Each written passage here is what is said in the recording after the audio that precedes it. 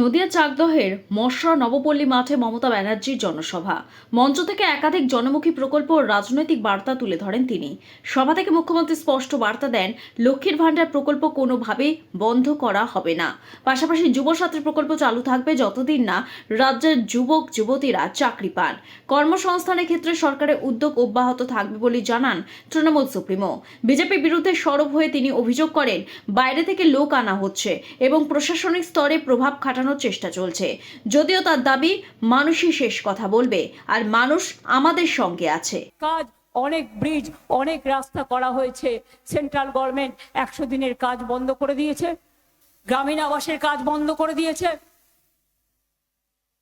বাংলার বাড়ির কাজ বন্ধ করে দিয়েছে, কিন্তু 1,20,00,000 লোকের আমরা করে দিয়েছি।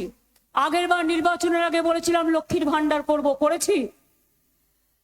500 টাকা দিয়ে শুরু করেছিলাম, আজকে ওটা হয়ে গেছে 1,500 টাকা আর 1,700 টাকা। মনে রাখবেন, আমি আজকে দাঁড়িয়ে বলে যাচ্ছি, সারা জীবন মা বোনেরা পাবেন, কেউ আপনাদের বঞ্চিত করতে পারবে না। বলেছিলাম স্বাস্থ্যসাথী কার্ড করবো, আগের বার করেছিলাম। কথা দিলে আমরা কথা রাখি। আর বিজেপির কথা ফুলঝুরি, মিথ্যে কথা বলে, মিথ্যার ফুলঝুরি। ইলেকশনের সময় প্রতিশ্রুতি দেয়, কাউকে দেয় ক্যাশ, তারপরে দেয় গ্যাস, এরপর 1 মাস পরে আর গ্যাসও পাবেন না কেউ। জেনে রেখে দিন, এই অবস্থা আজকে দেশে। বলেছিলাম দুয়ারে সরকার করব, করে দিয়েছি। আমার পাড়া আমার সমাধানে প্রতি বুথে 10 লাখ টাকা করে কাজ আপনাদের চালু হয়ে গেছে। অনেক জায়গায় ইলেকশনে আমাদের লোকেদের বাইরে পাঠিয়ে দেওয়ার জন্য যে কাজটা হয়নি, সেটাও আমরা করে দেব।